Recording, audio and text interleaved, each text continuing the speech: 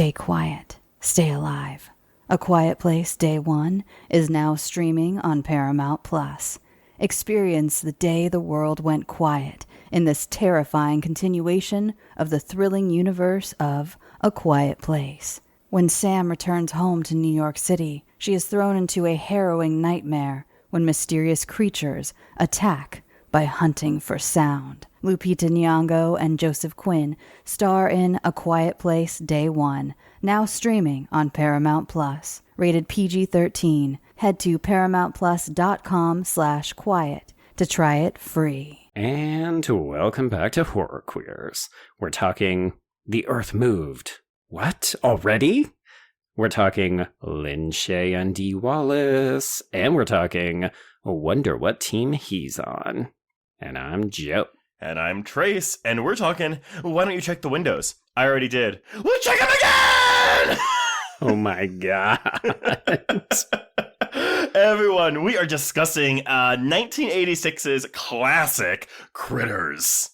Is it a classic? And I don't mean to sound, confrontational, but I'm curious about the actual, state of this film. Truthfully, yes. I think this is more of a cult film than a classic because it was so funny. So, Joe, this was your first time watching this, correct? It was, yes. Okay. So you sent me your response, your reaction to it, and I told my husband, and my husband was like, well, tell him he should have just rented it every day from the video store when he was a kid like I did. And I was like... You know what? That tracks. That does feel like an appropriate response to this film.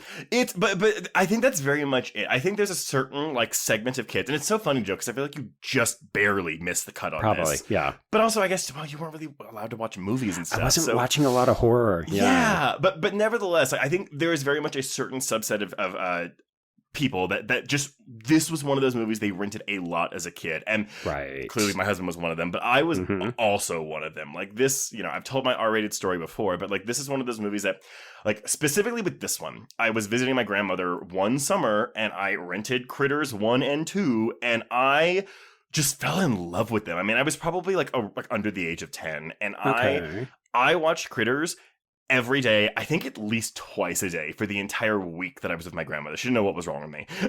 Wow. Here's the thing. Even as an adult without any kind of nostalgic flashbacks to this film, I can definitely see the appeal. I can also, I'm going to make some gentle criticisms of this film, but this feels so in keeping with a particular style of horror that we were making at this time. I think the natural comparisons are Tremors and maybe a little bit of Gremlins. We're going to talk about it, but it just also feels like the kind of film that we don't get anymore. So I definitely understand why people would look at this and say, ooh, I just miss those kinds of horror films. Absolutely. And truthfully, I mean, when I went to go log this on Letterboxd, because I hadn't watched this in a couple years. I got the Scream Factory box set with all 4 films years ago. But I looked at my Letterboxd. I had previously given this a 4.5 rating. And I definitely downgraded it to a 3.5. So I will... I will probably share some of the criticisms that you have, but it's still a movie I'm but it's so well-meaning and it is fun, and I do think there are some pacing issues even though we're in an 85-minute movie. Yeah. But I also just love the characters in this movie, and we spend so much time, somebody may argue too much time, with the main characters and also the funny little characters around the town. Yeah, that was actually the piece that I really enjoyed, and it was the reason I naturally gravitated towards Tremors, because it did feel like we were spending way more time with characters and just learning about their lives irregardless, not a real word, regardless of these actual creatures being present. And it feels like something where nowadays you would be getting studio notes saying, well, where the fuck is the action? Where are the creatures? I need special effects and so on. Well, they were getting studio notes from Bob Shaye, who was the action needs to start sooner. But director Stephen Herek and screenwriter Dominique Muir, they fought. They said, no, it is really crucial that the first 30 minutes of this film are just getting to know this family. Yes, and you know what? Good fucking call on them, and really glad that they push back. But if you're coming here looking for horror, there's only 2 deaths in this movie. So it's something I really didn't remember. I remember that being a lot gorier, or not gorier, but more violent as a kid. And I don't know. I mean, the rest of the films in the franchise don't really get more horror-y. I mean, 2 definitely has more violence in it because it expands to the whole town instead of just like isolating it to the farmhouse. But then 3 is really goofy and 4 is in space. I have heard about that entry. Yes. I mean, you get an early Angela Bassett role, which is great. Ooh, okay. I mean, we're always down for Angela Bassett, but I will confess, yeah. I mean, one of the things I really walked away from this film appreciating is not just that character work, but the sense of playful, goofy fun. Like, to a certain extent, I do think that the film has a bit of tonal issues where it's a bit inconsistent about which genre, subgenre it's kind of dipping a toe into. And it makes for a bit of a wild ride, but there were a lot of times where I just thought, you know what? This film it's just a bit silly, and I really kind of appreciate that. And this is interesting. I'm really actually looking forward to hearing what you think about the tone, like the tonal issues, because I didn't have that experience on a rewatch. I actually thought this was toned very, very well. You know what? Just flawlessly toned from the top of the head to the bottom of the Achilles. When I think about toned movies, it's always Critters. Truly. This is a toned film. Yeah. Well, okay. So let's talk about how this came to be, Joe, because I did not know that there was a lot of information about the production of this movie, because there's a 70-minute documentary on that Scream Factory Blue for this thing. Oh, wow. No shade to Scream Factory, but I feel like there was a day and age where we were getting those kinds of intensive special features. They're maybe behind us, but also it's so nice when you actually get to revisit them and say, oh, look at this meaty doc. Yeah, I was thinking about that too. Like, it was like Scream Factory was like do we call it a boutique seller? I think at the time, yeah. Okay, but now it's like, I feel like when we're talking about really good special features, now it's like the smaller companies like Vinegar Syndrome, Severin, things like that, and Arrow even. But Scream Factory is kind of, it's like they release some good movies, but they're not putting in the work for those extras that they used to. Yeah, I mean, I'd be curious to know, folks, if you have any information, if it's just a financial issue where we're not willing to spend that much money on a physical media release anymore. I'd be curious. I would be too. But anyway, okay. So, Joe, you mentioned Gremlins earlier, because you might be surprised to know that the naysayers against this movie, the detractors, would constantly call this a Gremlins ripoff. Right. But that is not the case, because Critters begins all the way back in 1982 when when screenwriter Dominic Muir was 19 years old and moved out to LA. And while looking for jobs in the industry, he began to think about writing his own script. But oddly enough, the idea for Critters didn't begin with little alien furballs.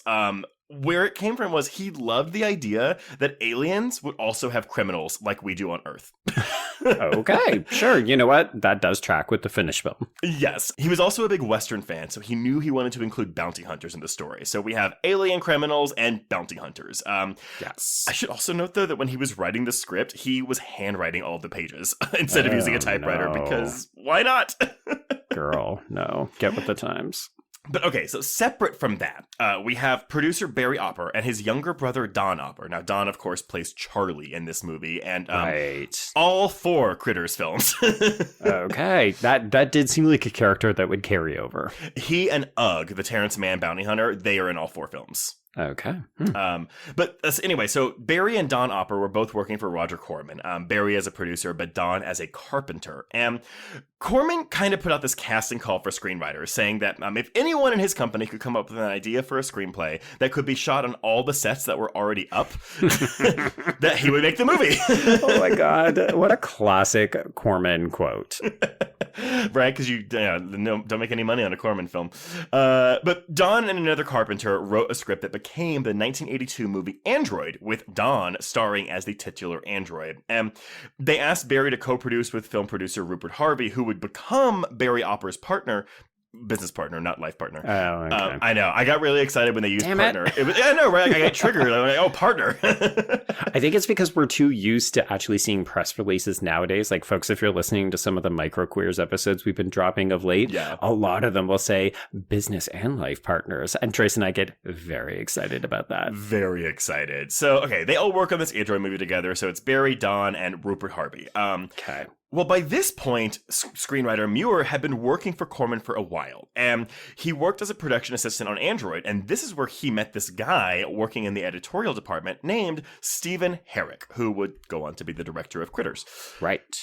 They became good buddies, and Herek just asked Muir, like, oh, like, do you have any scripts that you're working on? Like, I guess over drinks one day or something. And Muir just pulls out this handwritten script for Critters. Odd. Okay. But Herek read it and said, oh, this is actually pretty good. Like, do you mind if I actually take a crack at it and kind of like zhuzh it up a bit? Muir didn't, so Herek wrote another draft, and their plan with this final quote-unquote script for Critters was to go around LA, go to doctors and lawyers' offices, and ask for financing so they could shoot it on 16 millimeter. The look on my face as he said, and go to doctors and lawyers' office. Right? Like, oh, okay, we're doing door-to-door salesman shit. Like, literally what they are doing. And I was like, doctors and lawyers? Like, do they get in the film financing business a lot? Yes. Maybe they do. It's called disposable income. Let me tell you about the Canadian tax shelter era. Man. Well, by this point, Barry and Don Opper and Rupert Harvey and Android director Aaron Lipstadt had formed their own production company. And Critters was the first script they got because Muir and Herek actually went to them, because they're all in the Roger Corman family. Right. To ask them for advice on how to get financing. Well, it turns out they liked the script and they said, oh, no. We'll take this on. We will go find financing for you. Oh, good. Okay. So fewer doctors and lawyers. Fewer doctors and lawyers, exactly. But, I mean, where do they take it first? But to Roger Corman himself, who agreed to do it for an obviously low budget. I would imagine the budget would have been less than $1 million. So that tracks, yeah. Yeah, it was honestly almost about to go through, though. But then one day, Barry Opper and Rupert Harvey were in New York for, I think, a film festival where they were showing Android. And because the thing with Android is Corman was test marketing the movie in cities like Tucson, Spokane, and Vegas, but it didn't get good results from the test screenings. So Harvey and Opper bought the film rights back from him in 1983 to release it themselves. And so they're in New York for this film festival showing Android. And by sheer happenstance, they run into Bob Shaye, the head of New Line Cinema. And I couldn't figure out the exact date, but according to IMDb, Android was released in New York on February 10th of 1984, which that probably tracks because this would have been 4 months before the release of Gremlins and 9 months before the release of A Nightmare on Elm Street, which would, of course, put New Line Cinema on the map.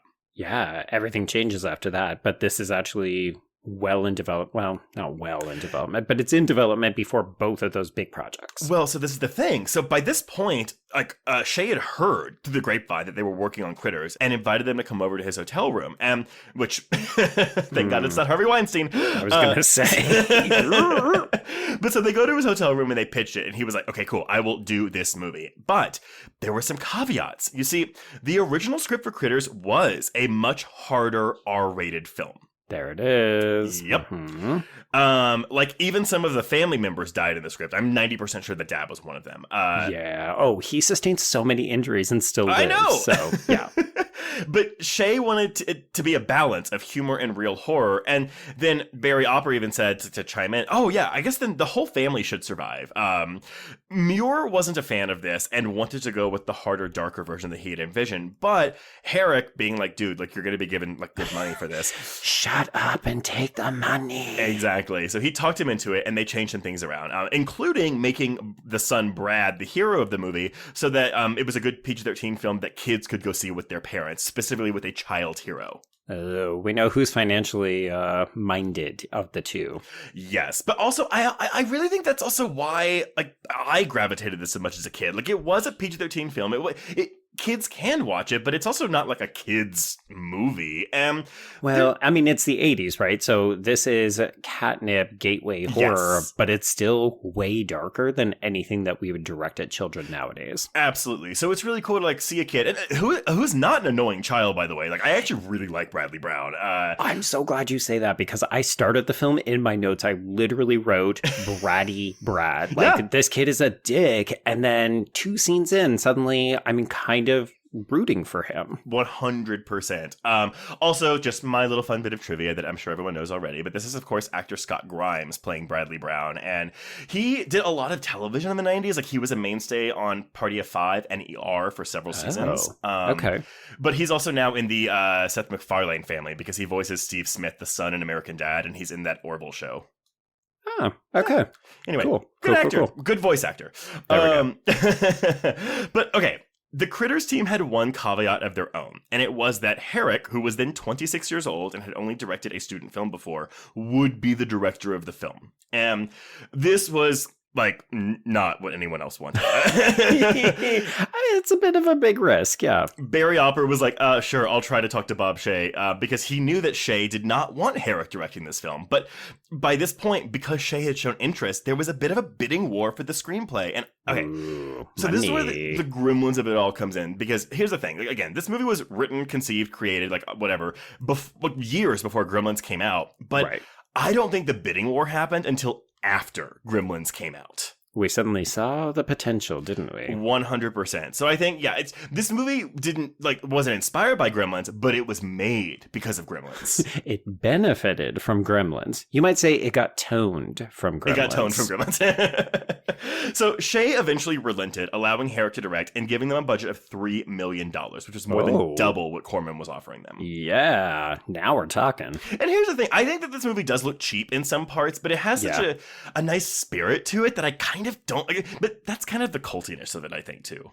Honestly, watching this, I was getting strong Amblin vibes. So this felt on par with something like Arachnophobia, which is, I guess you could argue, maybe a little cheap looking, but also not. I kept thinking, it's just the 80s of it all. Yeah, that's true. But I should point out, though, Herek, I didn't know his name off the top of my head. He went on to direct quite a few hits. I cannot believe this list of credentials. I was like, oh my God, I think I've seen all of his other films. Yeah, so he follows up Critters with Bill and Ted's Excellent Adventure and Don't Tell Mom the Babysitter's Dead. Yes. But I think that last one kind of fucked him over because that was a critically panned film. So after that, he moves over to Disney, and he, again, this is wild. He directs The Mighty Ducks, The Three Musketeers, and the live-action adaptation of 101 Dalmatians. Seen them all. They're all kind of bangers. Yeah, I really like 101 Dalmatians. It's great. Glenn Close, oh my God. Yeah, inspired casting.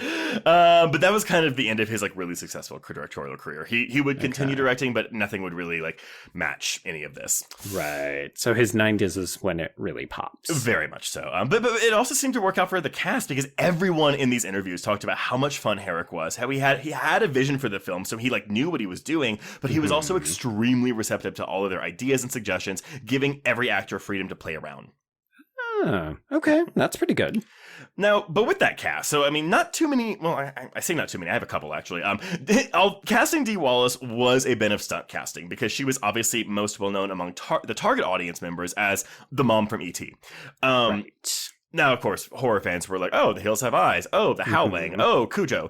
Yeah. I was trying to put this into context of when she had done her other films to get a sense of how popular she would have been. And she would have been red hot. Well, exactly. So, but she loved the script and thought it was very cute and funny. But in her words, this was also my kind of role, right? Like the mom. A little bit, yeah. But it was also her suggestion to have the mom not talk down to the kids, but rather treat them as equals. But there was a bit of controversy with her name, though, because this was the first movie that credited her as Dee Wallace Stone because she had been married. And Bob Shaye did not want her credited as Stone because he was trying to capitalize on that E.T. success, but all the rest were like, but it doesn't fucking, Dee Wallace. It still says Dee Wallace. Also, Barry Opper's brother Don, again, is in the film as Charlie. Because he'd been involved from the get-go, he was basically, they said it was an obvious choice to cast him, even though he wasn't a trained actor. Sure. I was like, okay, sure. Nepo brother. That's basically it. But also, apparently, he's not credited as a screenwriter on this, but apparently he did help, with the on-set rewrites while they were filming. Okay. Now, for the role of the bounty hunter Ugg, or Johnny Steele. Now, Ugg is not named in this film. He doesn't get a name until the second film. But no, when I was doing my plot recap, I was looking, I was like, where did they get Ugg from? It's the second. I will say, though, Joe, because in the second one, so the shape-shifting stuff gets, kind of done a lot in the second one, but the other bounty hunter, dresses up as a Playboy Playmate when he sees a billboard, and we get full boobs in this PG-13 movie. Oh, wild. Yeah, I knew that only because I was looking for queer readings of this film, because, that's one of our default settings whenever we're researching a film. Yeah. And Joshua Anderson, who we've credited for a couple of different things in the past, he he has a piece about how Critters 2 is very queer, because it seems like that other bounty hunter is very comfortable embodying a female form and is maybe either non-binary or trans or just gender fluid. He's an alien. They're an alien. Well, but we're still using he, him pronouns and so on. Yeah, that is true. But so for Johnny Steele, they actually wanted Billy Idol for the part. Really? Yes. Because at this point, his second studio album had come out in 1983, so he was obviously a huge success. Also white hot. Got it. Yes. So again, it would have been a real get. But a producer went over to Dominic Muir and was like, do you really want him? And do you really want to deal with the headache it's going to be? Because, oh my God, are we back in this situation again where we're afraid of casting stars? I think it's also just like, I mean, it's a rock star. Like, they're not going to be the same as an actor. And also because he's probably arguably the most famous person in the movie, like, I'm sure they were afraid he was going to be a diva. And I mean, they didn't say there were stories about Billy Idol, but I'm sure there were stories about Billy Idol. Yeah, I guess it depends on what you're trying to achieve in terms of an artistic creative endeavor, right? Do you want to pull focus and really put everything on that one actor? Or in this case, one character, because obviously any scene that Billy Idol was in, it would be the thing. Exactly. But nevertheless, Muir was like, I'm absolutely sure I want to deal with this because it's going to be worth it. So much money. Yeah, you would get notoriety for days. Yeah. I mean, but then I wonder the legacy of Critters would be, oh yeah, that one with Billy Idol in it. Oh, 100%. Yeah. Although The Wedding Singer isn't the Adam Sandler movie with Billy Idol in it, so maybe not. Okay, so I'm going to challenge that. I would say something like Queen of the Damned with Aaliyah is maybe a better comparison. Not only just because it's horror, but also it's like, it's more of a star role. Right, not a cameo. Yeah. But anyway, so eventually this idea was shut down. But yes, luckily the guy who was trying to develop Steele's signature song, "The Power of the Night," it's a bit of a bop. I love it so much; it's so 80s. But he was really good friends with Terrence Mann, who was well known in the New York theater scene. But I should point out, he was also in the film adaptation of A Chorus Line. But he would go on to get a Tony nomination in 1987 for originating the role of Inspector Javert in Les Miserables on Broadway. Oh, wow. Okay, so somebody actually has the chops, is what you're saying. Yes. But Mann happily accepted the part when offered, and he also wrote The Power of the Night in about 20 minutes. Okay. Can you imagine just being able to churn out a pop equivalent hit like that? 20 minutes. Sure. I cannot fathom it. I like the talent that must be involved, but I also don't get music at all. So like, I don't understand the process of writing songs. I'm like, well, do you write the words first and then the song and then the notes, or maybe the notes first and then the lyrics? But don't you want to like know the lyrics to like figure out the melody? I don't get it. I think it depends on who you are and what your talent is. I assume it involves drinking and maybe a cocktail napkin. I don't know. I guess. But so for Sheriff Harv, they went after M. Emmett Walsh after seeing him in the Coen Brothers' Blood Simple, though he was also in Blade Runner. Just little films then. Little films. But of course, our 911 operator Sal went to the Lynn Shay, of course, Bob's sister. I don't know her. How do I know her? I will say though, M. Emmett Walsh, I always get him confused with R. Lee Ermey from Full Metal Jacket and Texas Chainsaw Massacre, because it's like that single letter and then an E middle name and then the last name. I always get them confused. Visually quite different kind of stage presence, but they both come off a bit gruff, maybe a little bit cantankerous. Apparently M. Emmett Walsh is gruff, like in real life. He just doesn't really talk much. He doesn't make eye contact, but they all liked him. Right, yeah. But the real stars of the show, of course, are the Critters, or the Krites. And the design and puppetry were handled by Stephen, Charles, and Edward Chiodo, a.k.a. the Chiodo brothers, who at the time were not big names. But I love that you said it like I should know them, and then you follow it up by saying, well, they're not big names. Joe, you should know who they are, because they would go on to do the puppets and effects for films like Ernest Scared Stupid.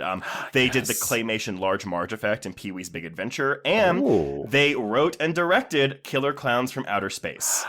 Fuck off. By the way, that is a stay tuned for us, because I saw that this year for the first time. It's so fun. Loved it. And also, there is a queer angle that nobody talks about in that fucking film. Oh, 100%. Because the boyfriend and the ex-boyfriend are totally the couple of that movie, because the girl is just excised for the whole thing. And then the movie ends with them suggesting that it's now a throuple. Yes.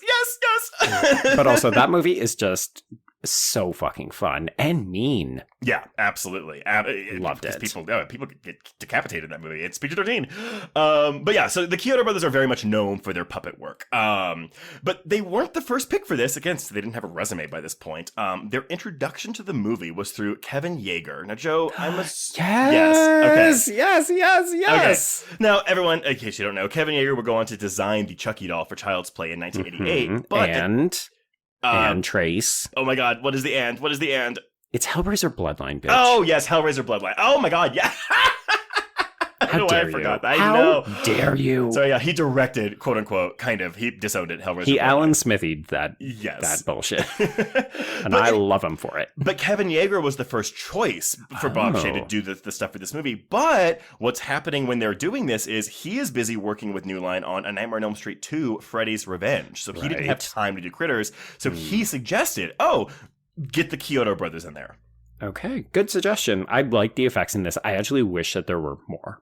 Yeah, I mean, that's the $3 million budget, but that's where I will direct you to that second movie, man, because they give them a bigger and better. Bigger and better, but it's also like makes way less money. But the only description the Chiodos were given for the critters was furballs with teeth. So, and you know what? That's what we get. That's what we get. But the idea they wanted was to have it so that it would look totally harmless until it opened its mouth to reveal rows and rows of teeth. And the puppet work on this film is fantastic. Like good. For the rolling critters, they actually put a gyro in a bowling ball or other round objects that was covered in fur, and they were able to remote control them as they rolled around. Holy shit! Really? Mm-hmm. Okay. They really wanted. Because again, by this point they had seen Gremlins. They were like, "Oh well, we don't get to see the Gremlins walk in Gremlins." So they wanted at least one shot where we could see a critter walking. They hung it up on this thing, and it was like almost like a bicycle thing, but like the feet were touching the floor close enough to where it looked like it was running. But it's whenever the one is running to the toilet bowl. Yes. Oh, and special shout out to Corey Burton, who voices the critters. I can't even imagine. What a role! What a role! But okay, so Critters was filmed in the summer of '85 in Valencia, California, standing in for the fictional town of Grover's Bend, Kansas. Which, I mean, this looks like Kansas. I can't believe this is California. I feel like if you're from California, you probably look at this and say, who are they fooling? But they straight up built the Browns house and barn to make filming easier for Herek. Although the house didn't have a back wall, but still, they built all of this $3 million budget. Okay. But filming went very well, and the film came in on time and on budget. But unfortunately for them, they got an R rating when they first took it to the MPAA.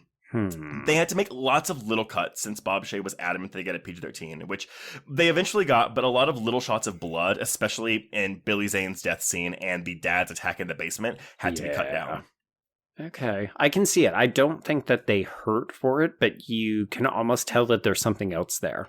Yeah, but that's like whenever Billy Zane gets his fingers bit off, you don't actually see it happen. It's more so implied when it happens. You know what? I'm actually really glad you said that, because I had to pause it and go back because I thought I had missed something. I was like, wait, is he missing a finger? Did we bite that off? Yeah. I didn't see it. What's happening? And again, the MPA did give them notes, but one of them was like, oh, you just can't see the actual fingers get bit off. You can show the aftermath, but you can't show the actual chomp. Right, yeah. Nothing traumatizing to children, just seeing, somebody with a missing member. Which, again, I'm 8 years old, 9 years old watching this, and when he's just getting gutted by this critter, it's like, oh my God. Yeah, no, I think it's pitch perfect in terms of if the family audience is that intended audience. I think they're just hitting the mark. Exactly. And I love this because I never get this kind of information on older films, but the first trailer for Critters was attached to A Nightmare on Elm Street 2 in November of '85. Makes sense. And it was released in theaters on April 11th of '86, and it opened to the number 6 spot with $1.6 million. But okay, so this sounds low. Yeah. But the number one film that week was the Tom Hanks Shelley Long film The Money Pit, which was in its third week of release, and in the number one spot grossed $3.6 million. Right. Thank you for the context, because it's always important for us to remember box office grosses were not what they are today. Films were opening in first place with, 5 million, 7 million, 9 million. Oh, but one funny thing about the theatrical release, though. So the ending with the house being rebuilt was forced on them by Bob Shea, because he saw the movie and thought it was too much of a downer to have the family survive but lose their house. And someone, I don't know who this was, just goes, Well, what about that machine that Ugg gives Bradley? Like, what if we just have him press the button and it brings the house back? Right.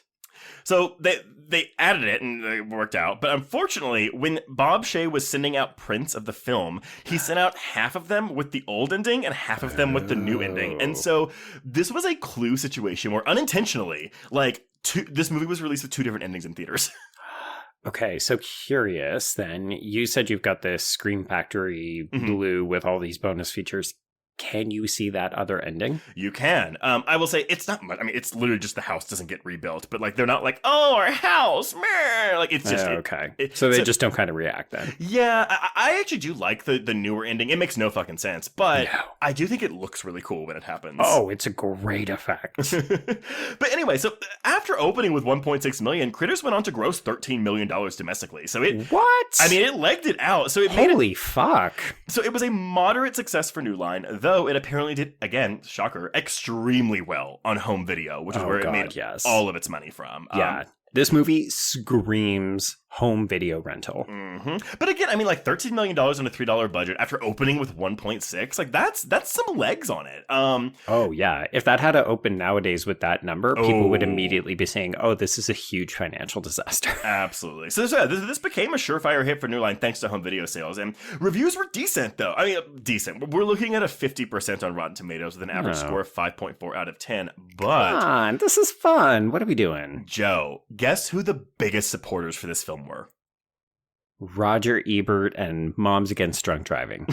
Roger Ebert and Gene Siskel were the biggest proponents for this film. But here's the thing, right? It's like family-friendly horror that prioritizes character work, so I can totally see it. But here, okay, so they both give it a thumbs up. You know, I think Ebert gave it a 3 out of 4 in his review. But even when it hit VHS, they added another segment to their show the week it went to VHS to remind people, hey, y'all, this movie we really like, this monster movie, is out now. Please go watch it. So, like, they did extra work to promote this film. Okay. Oh, you know what? It's because they were on the take. It's like how critics are in the pocket of big Disney nowadays. Oh, they're shills. Yeah, absolutely. Yeah. That New Line cinema money. That's how Bob Shaye built that house.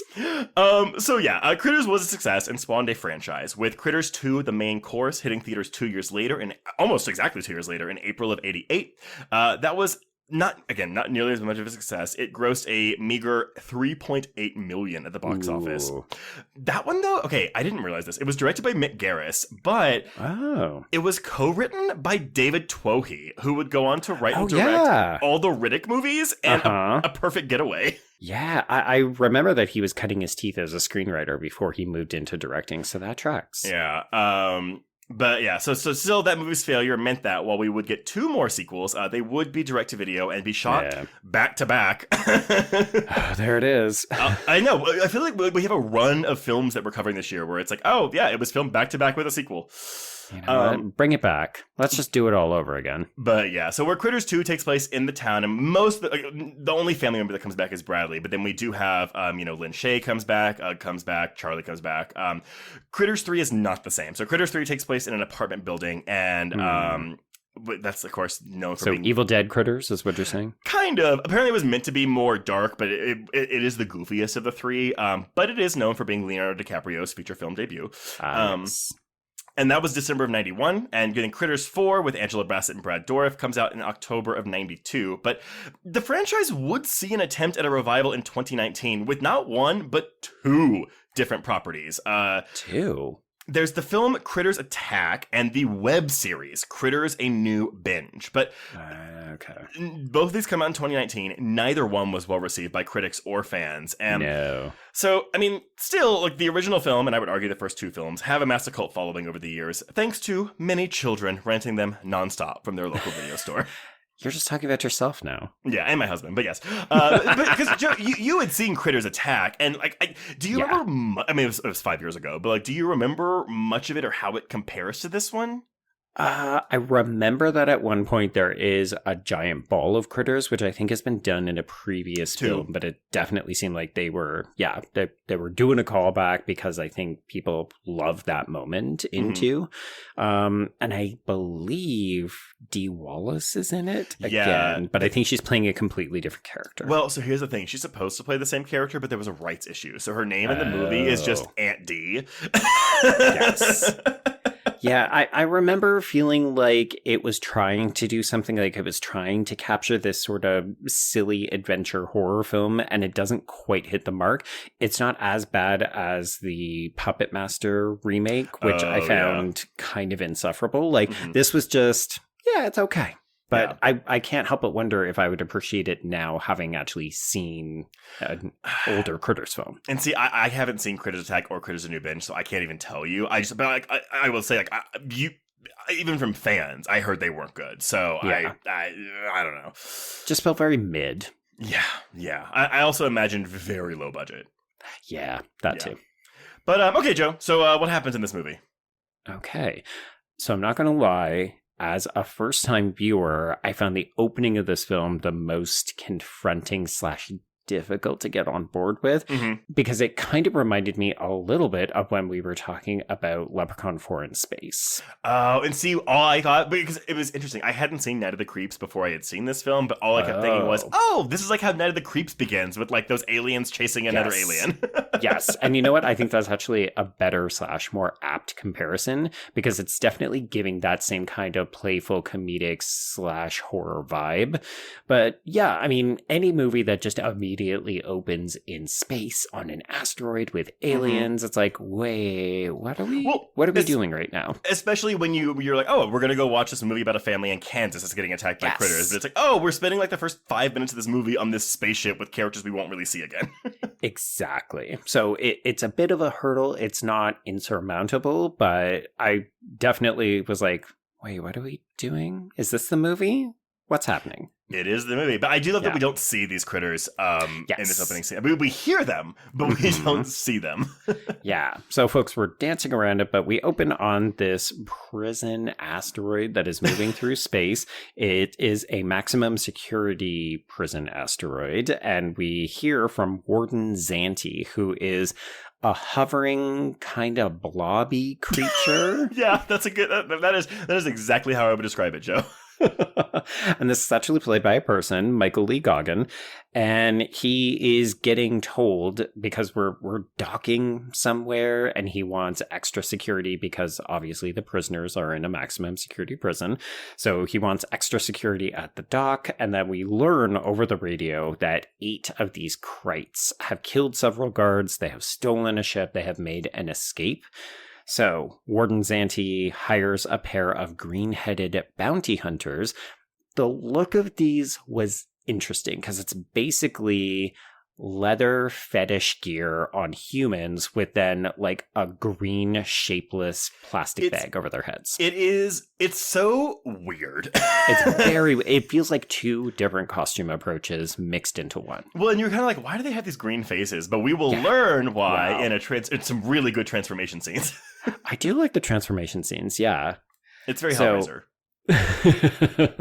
So Zanti hires a pair of these bounty hunters and says, you've got to catch these Krites before they start eating, because at that point it's going to be a little too late. But also they've taken a super fast ship and they're probably headed to Earth. So movie begin. With this awesome title card, by the way. I love title cards like this. Like just like the big font and the blue lighting and like sound effects. It feels so old school. We would never do it like this again. But the minute you see it, you think, I'm transported back in time. Again, absolutely. Yeah. Okay, so after these credits, we get bucolic pictures of a Kansas farm. We're introduced to the Brown family. So we have Mother Helen, who's played by Dee Wallace. Only going to credit her that way because she's divorced. It's Dee fucking Wallace. Yeah. So she is calling her 2 children down for breakfast. So I do have in my notes, slightly bratty Brad, who is played by Scott Grimes, as well as his older sister, teenage April, who is played by Nadine Vandervelt. I love that name, by the way. I was just like, is there some kind of foreign connection? It sounds European, but then nothing about this actress is giving that. So no, it screams American. Yeah. Anyway, it's an interesting game. Yeah. And then we also have Dad Jay, who is played by Billy Green Bush. He seems out of the loop. I was trying to get a read on him in these early scenes, is he a bit of an aloof dad? Is he just not tuned in with what his children are going through? Because he doesn't seem to understand that April has stopped dating this one guy. She's dating this new guy, Steve, and so on. Well, but I also think that's kind of like, that's supposed to be a commentary on April and how she's just moving from guy to guy. Interesting. Because I don't get floozy from her. Like, we're spending a lot of time establishing her relationship with Brad. It's a little bit contentious. It's very sibling dynamic in a way that is highly relatable. Like, me and my sister, this was us. Yeah, no, but you don't get floozy from her when she's the one that takes Billy Zane to the barn to go fuck? No, I see progressive feminist who has, like, sexual agency. Okay, no, you are 100% correct, but this is also Kansas in 1986. Okay, wait, how are we defining floozy? Because I guess floozy to me maybe has a sexual angle, but it also suggests that she's like stupid. And I don't get stupid from April. No, I don't get stupid from April. I just mean maybe she's fickle with her men. Okay. I'm not saying any of this is a negative. I'm just saying that was the impression I got from the dad being like, wait, then she's onto some other guy now? Okay, interesting. Yeah, I just got dad who doesn't really know what's going on in his daughter's life. I mean, I guess... Both can be true. We'll learn in a minute when Helen is like, oh yeah, I already gave her like the talk, years ago. And he's like, years? I'm like, you didn't know that? So out of touch. I'm so out of tune. But also, I mean, this is very conventional 80s fare, right? It's the dad who doesn't entirely know how to talk to his daughter because she's a lady. Exactly. But yeah, I just love this family so much. And again, like I love that brother-sister relationship because it really did remind me of me and my sister as well. Except I was the older one. Right. But it's one of those things that feels very lived in. It's a little bit souped up for Hollywood standards where everything just has to be a bit bigger. But I love the fact that, they're going to fight under the table, but when push comes to shove, he is fully going to get on the bike and try to rescue her from an alien spaceship. Yes. Okay. Yes. And we'll talk about that more as we go on. But like, they're adversarial, but they still love each other, and it shows. Yes, which to me screams real authentic family. Yes, absolutely. Maybe this is just saying more about us than it is about the film. I know, right? It's authentic for us. Yeah. Okay, so the kids are kicking each other under the table, and then they have to run off to school. So then we broaden the scope of the film so we can meet some of the townspeople. But I want to say one little Easter egg. So we have this whole thing where Brad's trying to go sick to school, so he's holding his thermometer under the hot water. Yes, not advisable. I feel like you'd burn your tongue. Right. So it doesn't fool his mom. She's like 106. Yeah, right. Well, this is a deliberate joke because the same thing happens in E.T., but she buys it in E.T. Okay, yeah, there do seem to be a bunch. I mean, there's the very obvious E.T. joke, but it does feel like the film is very savvy about how it presents Dee Wallace. Yes, and the E.T. joke with the doll was in the script. Yeah, you know what? It killed. I thought it was so funny. Oh, yeah. Okay, so we move into town at the police station. This is where we're introduced to tabloid reading receptionist Sal, who is played by Lynn Shay. Okay, this exchange. This here says that John Travolta used to be a waitress in Fort Myers, Florida. What's happening here, Sal? So much character work in just a couple of line readings. Yeah. It really feels like this is a bit of a lost art that we don't see as often nowadays. And maybe this is just me buying into the nostalgia, but I immediately understood who so many of these characters were in this film. So she is having a conversation with Sheriff Harvey, or Harv, who is played by the one and only Mehmet Walsh.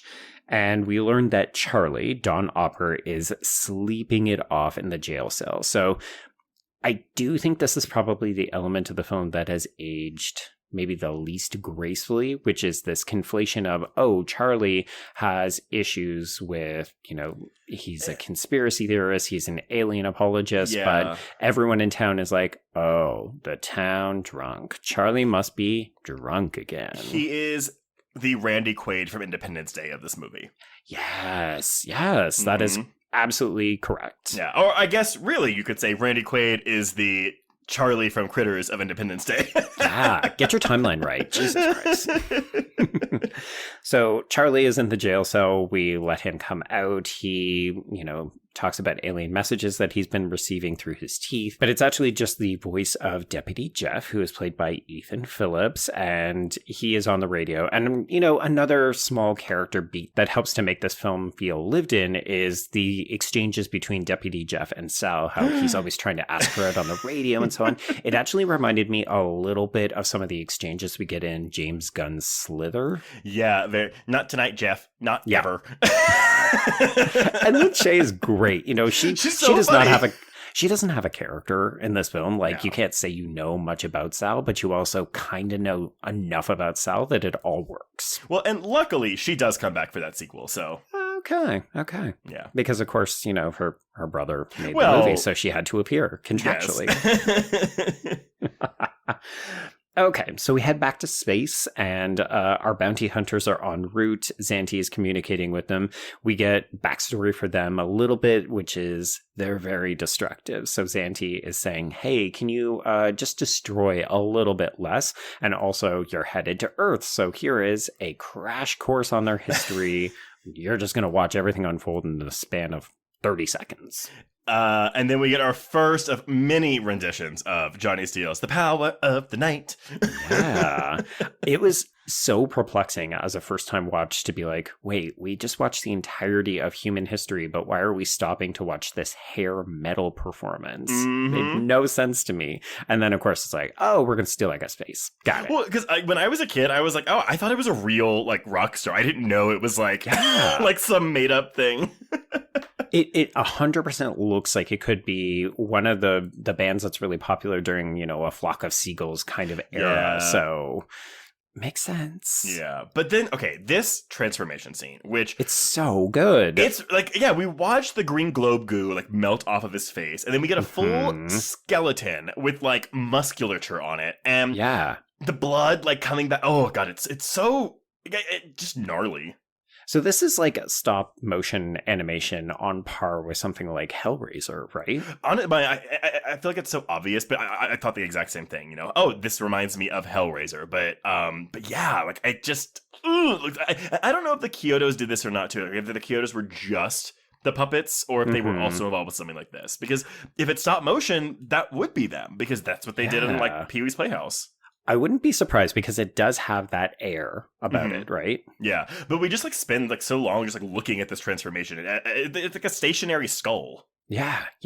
And it's wild because we obviously had a fixed budget. So we're going to do this once and then you're going to understand how it works. But every time the other bounty hunter needs to change face, we're just going to cut away and come back. He'll have a different one. Yep, absolutely. Which happens, I really do wonder though, because I think Don Opper was probably like, well, I'm going to write that he turns into me for one of these scenes so I have more to do.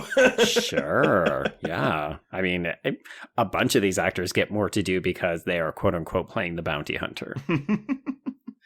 Okay, yeah, so one of them changes faces, and the other one says, you know, he struggles with having it take, or something along those lines. I'm paraphrasing, but the suggestion is that he needs to find the right face, or if it doesn't agree with him, he won't be able to sustain it. Yeah, his line is like, nothing likes me, and I thought that was a very interesting line of dialogue.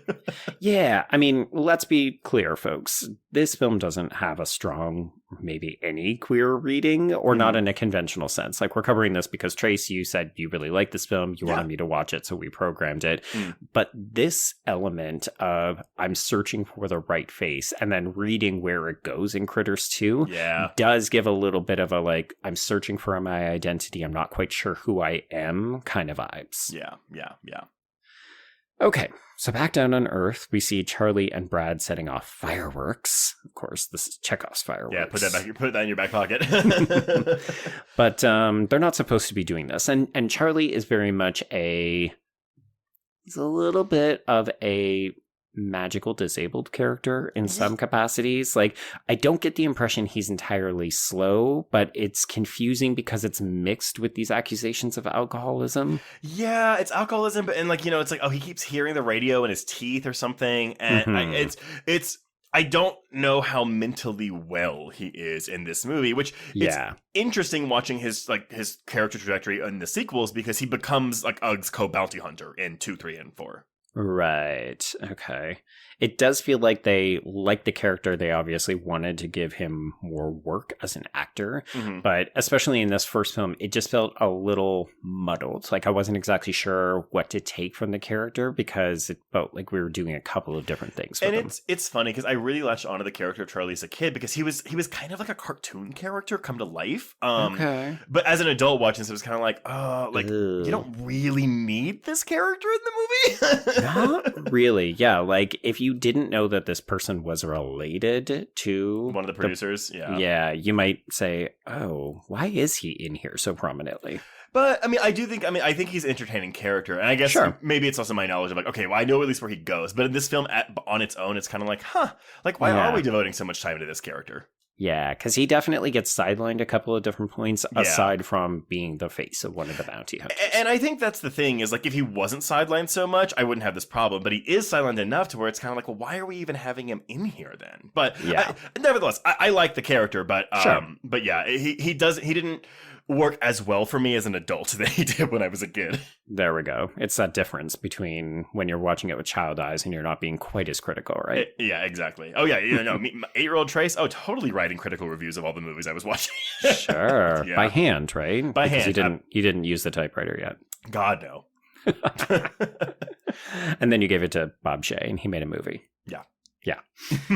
Okay, so the fireworks don't go over well with Jay because, of course, Charlie is meant to be working. He's not meant to be playing around with Brad. So this is when April arrives for dinner with her new city relocated boyfriend, Steve, who is played by Billy Zane, who is looking incredibly fresh and young and hot, albeit with a not great haircut. Okay, the rat tail, I was like, what the fuck are we doing here? What we're doing is the late 80s. I will say, though, because I remembered in my mind that he was like an asshole boyfriend, and he's not. He's actually a great guy. Yeah, like... I expected him to be smug. I think it's the Billy Zane-ness of it all, if we're being honest, because we've seen Zane play so many asshole characters. But yeah, he's actually just kind of, he's like, hey, that was a great meal. Oh, I gotta go fuck your daughter because she wants to fuck me in the barn. He doesn't even seem like he wants to fuck her. Not really. Like, it almost seems as though he'd rather teach her how to drive because she's real shit at it. Maybe he's our queer connection. Maybe he's a closet case. Maybe. He's like, I'm just looking for a great home-cooked meal. Okay, so we're not there yet because, of course, Charlie has to slingshot April in the ass, and then Brad has to take the fall for it because he's trying to protect his friend. But this does send him to his room without dinner as punishment. This felt very relatable to me. Oh, sure. Yeah. The shitty younger brother who gets in trouble for something he didn't do, but he's probably done enough that everybody just goes, stop lying. We know you did it. Exactly. Okay, yeah. So we've got dinner, and then April and Steve go so that they can have sex in the barn. This is where we learn that Jay isn't really on the up and up about what Helen has and hasn't said about the talk. Yeah, April's known about sex for years. Yeah. I mean, she seems pretty comfortable with it, so. No, I actually, that also, I mean, going back to what you were saying about how, like, female, like, feminine sexual agency, like, I do feel like it's kind of rare to have like this teenage daughter like be the aggressor in the relationship when it comes to sex. Well, that, and I mean, we could probably say that she kind of gets punished for it because her boyfriend does immediately get mauled and killed, but it doesn't feel like the film is passing judgment and saying, oh, well, she's a slut. She shouldn't have done this. Oh, yeah. And I also really like, too, that once the family like finds her in the barn, they're not like, what the fuck were you doing in there with him? Exactly. No. I mean, we've got bigger fish to fry because the movie is all in one night. So It is go, go, go. Mm-hmm. So Jay does bring Brad dinner in his room, but, you know, Brad is... he's got things to do. He's just a very excitable preteen boy, so he wants to sneak out onto the roof. He wants to listen in on his parents having conversations. And then we've got an alien ship passing over and the whole house is shaking. So things are happening. Because in case you forgot, the critters are on their way to Earth. Yeah. It can't just all be domestic family stuff all the time. But we're checking in with everyone, like all the characters as this is happening. So, you know, we have like, the mom. I love the mom, like reading a book, but she keeps looking up to look at Johnny Steele.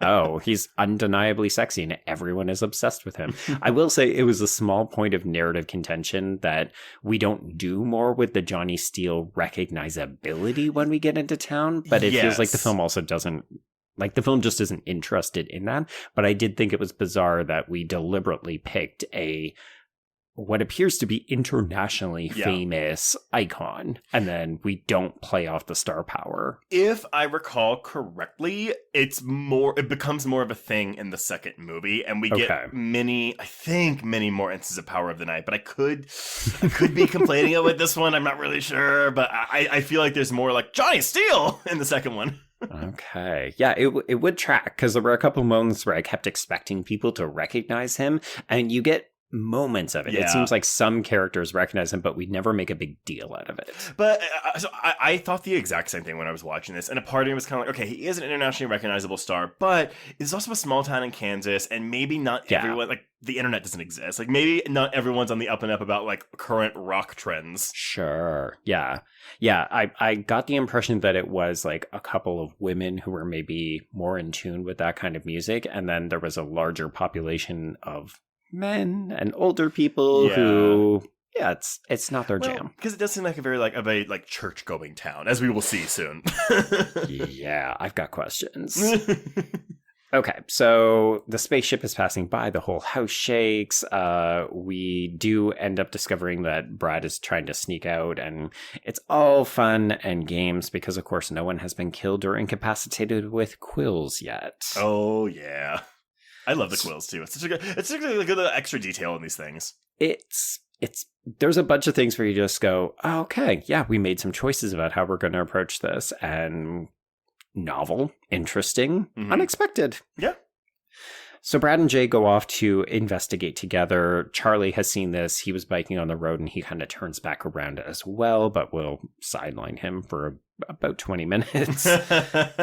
And we do get subtitles for these Krites as they're talking about food now that they have landed. So, yeah, I think this is another interesting detail. We not just get a vocal performance for them, but we do get to get subtitles so that we understand what they're thinking and saying. So apparently Bob Shea was vehemently against the use of subtitles for the critters. Wow. Okay. I am firmly in opposition to Bob Shea about all of these creative decisions tonight. Well, so they had one scene with subtitles that they were like, okay, let's just put it in the movie and we'll do a test screening and we'll see how it goes. And was it fuck? Oh, it was absolutely the fuck. And yes, apparently it played so well. Like, the audience was laughing for 2 minutes. You couldn't hear the dialogue for 2 minutes at this test screening, and that's what convinced Bob Shea to be like, okay, fine, keep it in. Yeah, because here's the thing. It's not like we're doing it all the time. No. We are using these subtitles judiciously, but when we are using them, it is always really fucking funny. So I got to watch this on the big screen for the first time last week because I programmed it for one of my Terror Tuesday screenings. Good programming. Good job.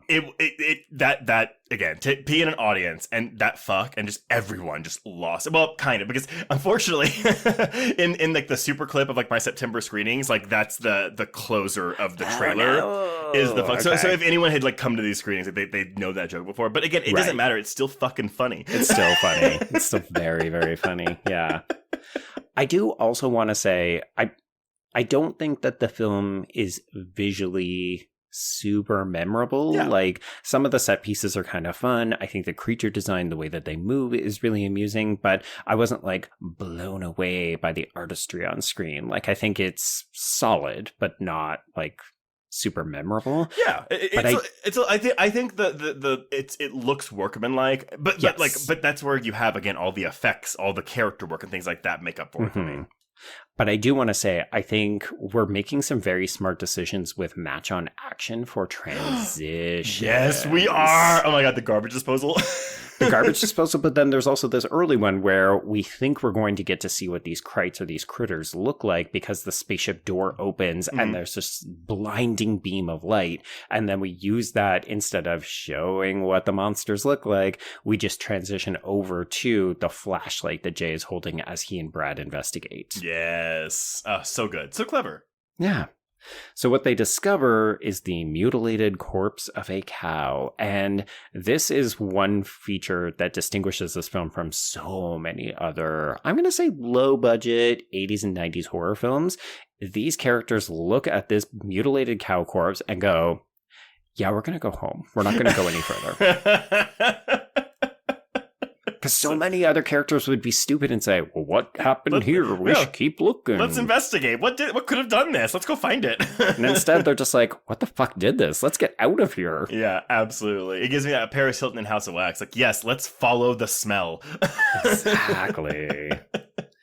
Okay, so we touch base with Deputy Jeff. He swerves off the highway to avoid a dog, quote unquote. He ends up being dragged under the car, and then, yes, this is his screams matching the garburator back in the house.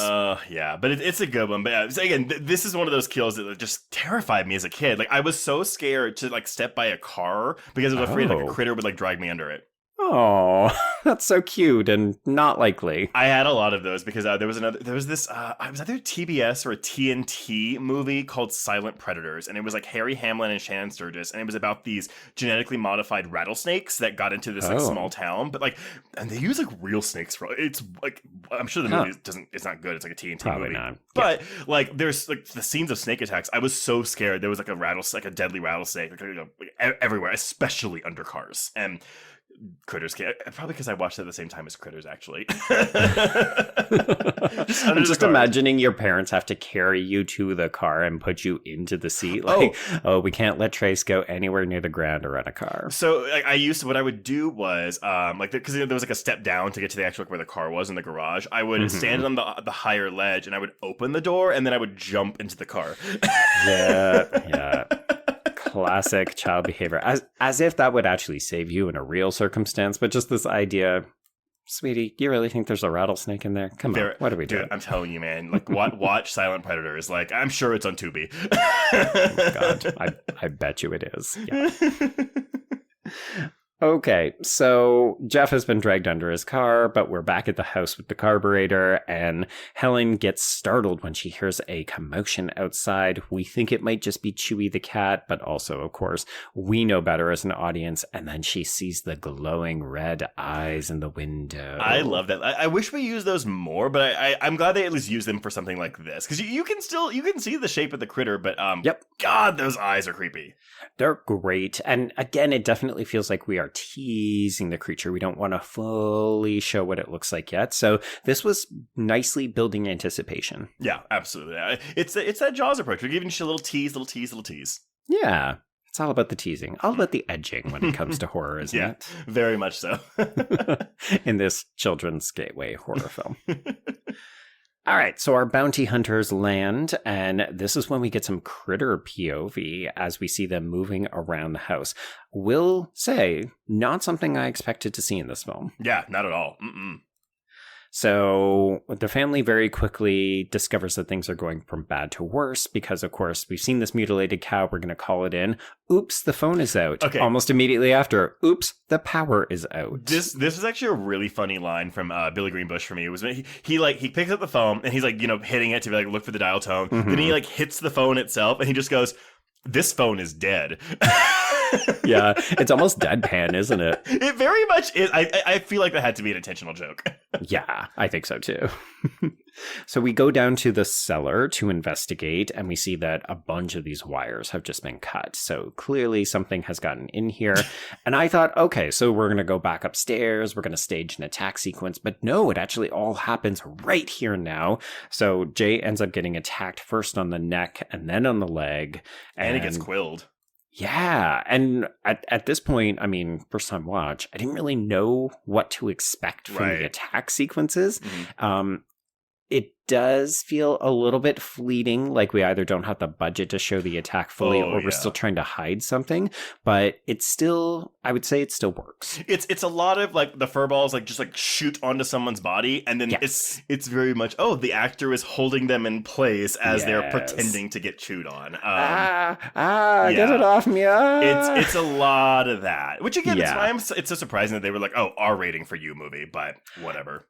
Right? Yeah, because in some ways this does feel just a little bit silly puppet horror. And maybe that's why it is so endearing, especially for children or people of a certain age where you can appreciate, this is just a little bit goofy. I kind of like it.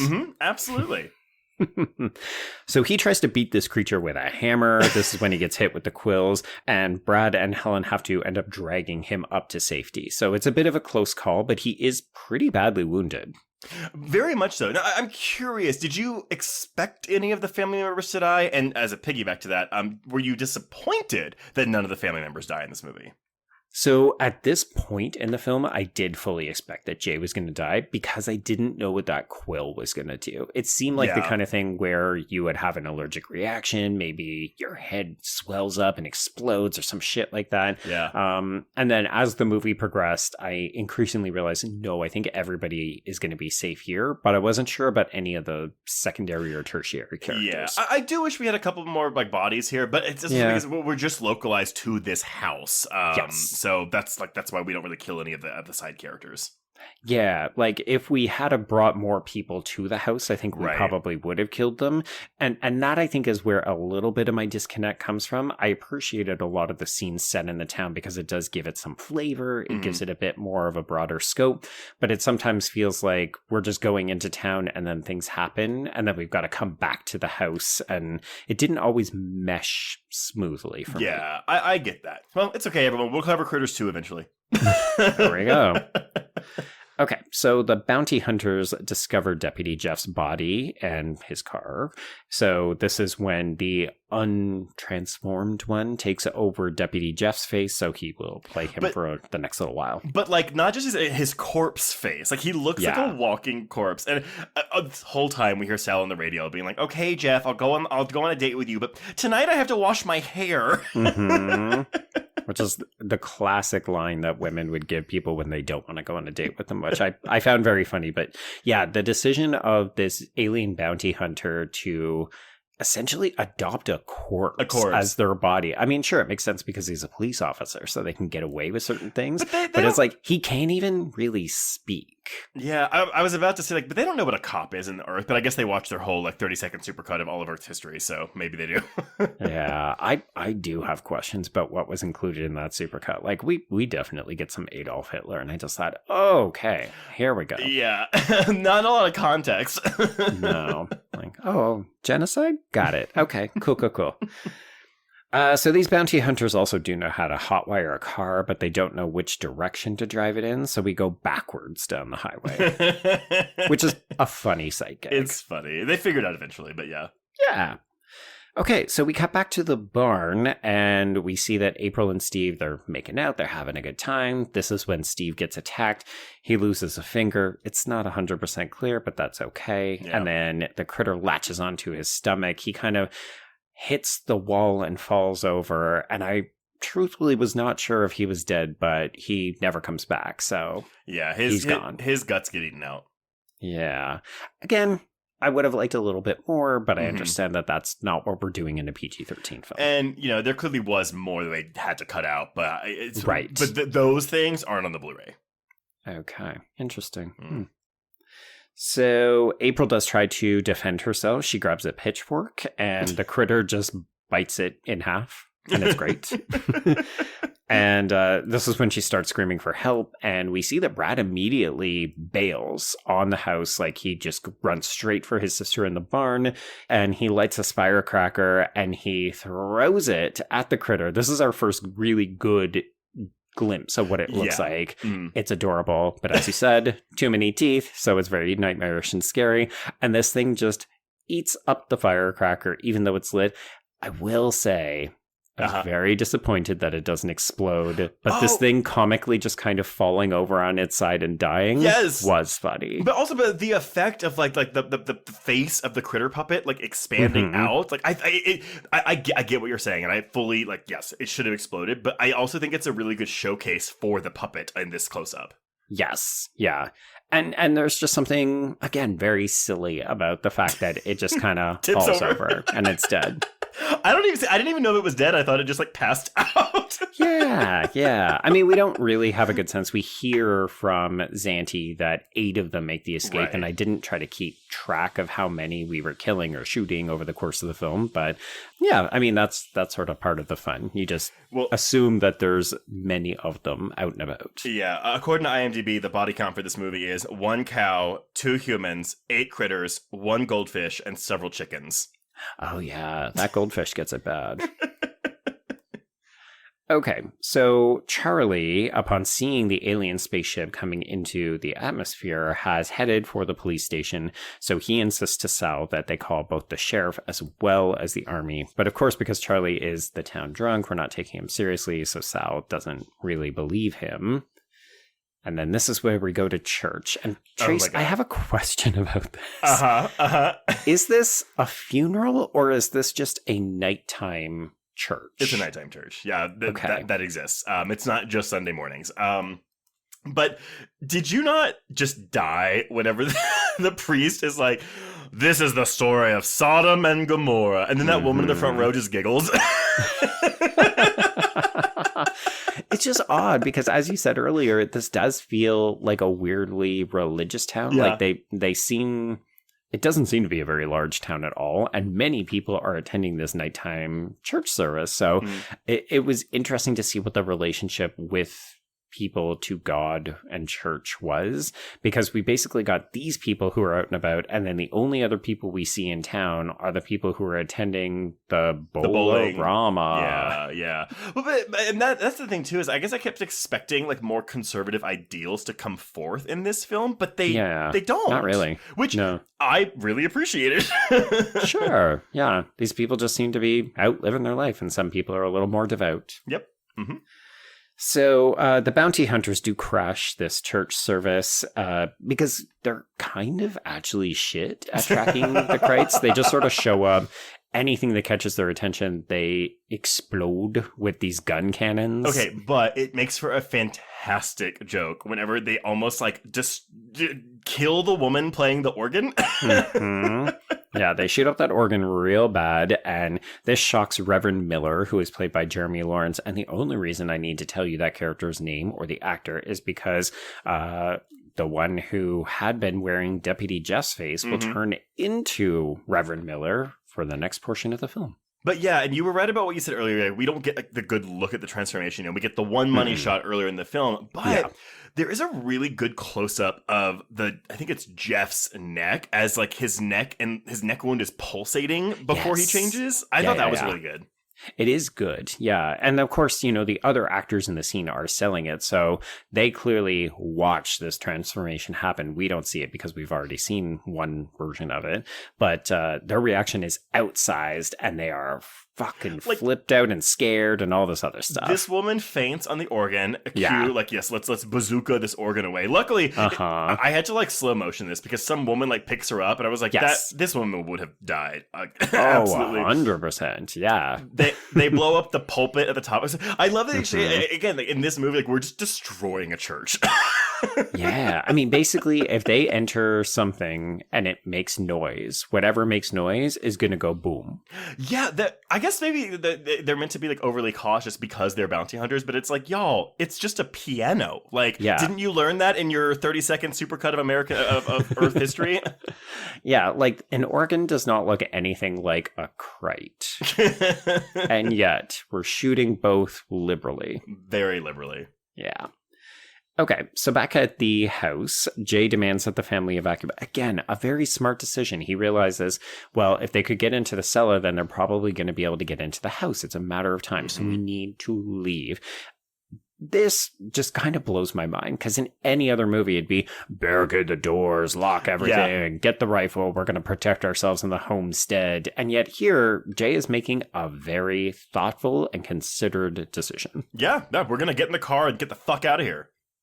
But it's funny because, like, even if you read the Wikipedia page, they talk about how they wanted to approach this film as slightly different. You mentioned the Western approach, and we're definitely saying homestead on the Wikipedia page. Like, we're trying to evoke the sense of this is an isolated, farming house that needs to protect its own, like defending against intruders. And we just talked about how there's a weird, vaguely anti-immigration bent to aliens in our audio commentary. Yeah. And it does feel a little bit similar here, where it's like, all right, white people, buckle down and keep those weird things away that are trying to invade our space. I'm actually really glad you mentioned that, because there's this article on Den of Geek from 2021. It's called Critters, the Making of a Comedy Horror Cult Classic. Oh, there you go. Classic. Yeah.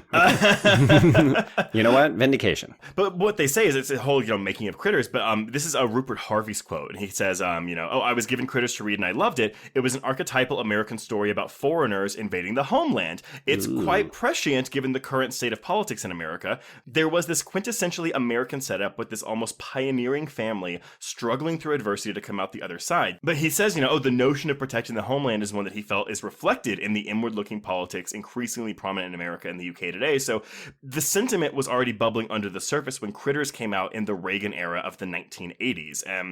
So, it says if you want to read into it, like that's there, that wasn't really what they were thinking when they made it. But but I mean, again, if you're thinking, okay, well, there are kind of like unconscious influences with when you're writing or creating something, I would imagine. So even if it wasn't intentionally meant to be like this allegory for like Americanism in Reagan era 80s, like it's still there. The influence is there. Yes. Yeah. It's just funny because moments ago you said, I'm really deeply appreciative that the town wasn't super conservative or super religious, but we do have this element of conservatism in like protect what you got against anybody who might come for it. Yeah, get those foreigners out of here. But in this case, the foreigners are aliens at least, and they're criminals, but they're so cute.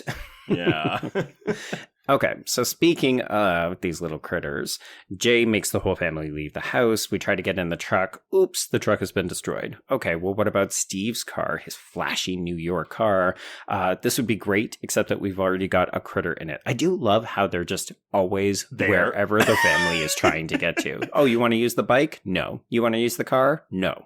It's the benefit of like, okay, there's 8 of them, so like they really can be anywhere, but also they are smart creatures. Like they are smart. It's the thing where it's like, oh, they cut the power. How the fuck would they know to do that? Well, they are smart. That is the thing. Yeah. So April shrieks that they're getting bigger. This is a fun sort of thing that you have to keep an eye on because, of course, we'll learn in time that the more they consume, the bigger they get. And this is something that only happens in the first movie. This does not carry over to any sequel. Oh, that's disappointing because it's kind of a fun idea. Well, and that's the thing. And the second one, like the big climax is, it's the big critter ball. I mean, the big critter ball is pretty fucking good, too. It's really good. because I think the thing, it's a man in a suit with the giant critter, and it doesn't have the same ability. And it's not the puppeteers using it. It's a man in a suit. So that's why we don't really get a lot of good looks of this. I don't ever think we get a full body shot of this critter. No, we're seeing like arms and legs and maybe part of a lower body and so on. That is intentional because they didn't think it looked good. Sure. I can see it because I think even what we do see, it's very clearly a man in a suit, and I find that endearing. But if you're trying to persuade people, this is an alien creature, well, and I think it's also like it just doesn't feel like it doesn't feel like a bigger version of the little critters because it's not a puppet. No, yeah. But what does sell puppeteering in a big way is when we see these things start to roll, because this is what we see when they try to make a break back for the house. These critters start to roll after them, and it's really fucking good. I know. It's really entertaining and fun. And they get locked out of the house. They're stuck. I'm a sucker for this, Like, they're all like stuck on the porch trying to get into this door, in the front door, while the critters are like slowly making their way up the stairs towards them. I'm a big sucker for this type of shit. That's good, yeah. And of course, we've already seen that Brad knows how to sneak in and out of the house, so he has to sneak back up the tree, get inside, open the door before the critters eat the rest of the family, and it happens just in time. But yes, this is where Helen finally manages to load the rifle, and we get the iconic fuck. They have weapons. So what? And then we just get this shot of like them sticking the shotgun out of the crack in the door. Yes, and this thing just goes boom, and it's really satisfying. It's so satisfying. I guess Helen's journey through this film is that she gets better with the gun. Right. Yeah. No, she becomes a bit of a crack shot over time, doesn't she? Yeah, like she like fully Linda Hamilton's it out as she's like, okay, give me that gun. D. Wallace is like, I will take this role on one condition. I need to be really fucking good with the gun. Okay, so yes, we've taken out one Krite, and then we head back to the bowling alley, because this is where Jay is meant to be. We've not commented on it, but inspired costume design with the, that's obviously meant to be Ghostbusters, only it's a bowling pin. Right? Okay. How did we not get sued for this? I don't know. I've never noticed that before. I didn't even pay attention to it, honestly. Again, my costuming thing. But when in the theater, like, so many giggles whenever those shirts showed up. Well, I especially love it because we don't call attention to it. So you see it. It's pretty prominent in a couple of different scenes. Mm-hmm. But it's not like anybody says, oh, hey, it's the ghost ball... the ghost ballers. The ghost ballers. I'm not up to date on my bowling lingo. The gutter ballers? I don't know. We'll workshop it in post. Yeah, gutter. You don't want to call it the gutter ballers, though, because that's a bad thing in bowling. Truly. Yeah. Anyway. Okay, so we're at the Bowlerama, and this is where Charlie is trying to convince more people, hey, the aliens have fucking landed and they're coming for us. And again, everybody just thinks that Charlie is a bit of a drunk. Sure. Well, he is. He is that, but he's also speaking truth. Yeah. You know what? Just because someone is inebriated doesn't mean that they're not still saying something important. Yeah, a broken clock is right twice a day. There we go. So, this is when our bounty hunters, Johnny Steele and Reverend Miller, show up. And everybody, this is the only real moment that you get a sense somebody might recognize Johnny Steele, because it does seem like a couple of people are stunned to see him in this Kansas bowling alley. But unfortunately, Reverend Miller can't keep his face on, so he does change into Charlie, and then he shoots up the TV when he hears gunshots from the Western film. Yeah, but I do love... Again, this effect is really cool when he just throws the bowling ball at the pins and they just shatter. Yeah. Honestly, I do love a bowling alley. It's one of my favorite things to do that I don't ever get to do. It's like mini golf, bingo, bowling, all the things that old people do I love. I didn't know this about you. Oh, that's so cute. I like bowling too, actually. I like bowling and darts. And I do like miniature golf. Yeah. Oh my God. Okay, that's what we should do next time we see each other. We should go find a bowling alley or a bar with a dart thing, or a dart thing, a dartboard, yeah. Or miniature golf. The dartboards are sold separately. You've got to really seek those ones out. They're hard to find. No, you're absolutely right. I think that there's a bit of a pantheon for fun scenes in horror films that involve bowling. Looking at you, Fright Night 2. Oh yes. But okay. So let's bring Sheriff Harv into the mix, because we've not seen him for a while. So Sal calls him in the middle of the night to wake him up, just to let him know, hey, there's a movie happening and we need you back in it. So then we hop back to the farm, and we can see that the Krites have actually started to break in. So we do end up nabbing Helen with a quill in the neck, so she's going to be out for a little while. But her yelling at Brad about, check the windows again! Like, it's again, people laughed at my theater, but it's like a thing where it's like, that feels like a very human reaction, given everything that's going on right now. She's very panicked. I mean, we basically went from, we're having a nice dinner with our teenage daughter's new boyfriend, to, oh, that boyfriend's dead, we're being attacked by weird monster balls, and they're breaking into the house. Yeah. But and they really just start flying through these windows. Oh, yeah. Like, this is maybe the most windows I've seen broken outside of a Friday the 13th film. That's what they're like, check the windows. Like, what do you mean? Like, which one? All of them are at risk. Yeah, like, also, you're not boarding them up. So, like, they're clearly going to start flying through, just like they do right now. I was going to say, yeah, like, check it, but also you're going to lose your head because they're all coming through them. Okay, so Brad ends up grabbing the gun. He trips over it immediately. He ends up shooting out the overhead fan, but in a moment of blind luck, it does happen to crash on one of the critters. And killing it. Yeah, so that is 2. And then we manage to rush upstairs. This is when he and April kind of tag team. We end up lighting one on fire. And this was my biggest chuckle of the film. This critter on fire rolls into the bathroom and into the toilet, and the lid closes, and we just hear it go, ah. real fucking funny. It's so good. Like, to the point where, I mean, maybe it wouldn't be as effective if we didn't get the subtitle, but the subtitle adds to the comedic effect. But I just think, how much less successful would this film be if we didn't have them speaking? No, again, it's not even that often, but I guess that's maybe why it's so successful. Is like it's used sparingly, so when they do use it, it works. Yeah, it really works. So Sheriff Harv has finished up talking to people at the church. So we basically just skip over him going to that scene and interrogating people or getting the 411 on what's going on. And then he immediately hears, oh, there's been a shootout at the Bolorama from Sal. So he's about 1 or 2 steps behind everybody. But we do hear that the destruction has been attributed to Reverend Miller and Charlie and some other guy. Some other guy. Watching Sal, all these people outside Sal's like little window, and she's like, well, I'm trying to explain this to you, but I can't do that. Mm-hmm. Yeah. And really, this will kind of be the last time that we interact with most of these townspeople. Yeah. So this was these were fun incidents, but it also kind of feels like, how much of this did we need except to make sure that Sheriff Harv is on the up and up? Yeah. So I didn't mind them, but in the grand scheme of things, upon reflection, I just went, I wish we could have integrated them in a little bit better. Yeah, they're not super like necessary because they are so separate from like the actual like main plot of the film. But it's just, they're good for a little giggle.